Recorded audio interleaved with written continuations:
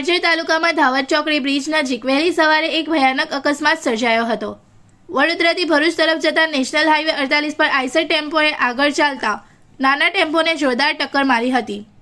ટક્કરની અસર એટલી ભારે હતી કે નાનો ટેમ્પો આગળ ચાલતા ટ્રકમાં ઘૂસી ગયો, જ્યારે આઈસર ટેમ્પોના ડ્રાઈવર પોતાની કેબિનમાં ગંભીર ઈજાઓ સાથે ફસાઈ ગયો।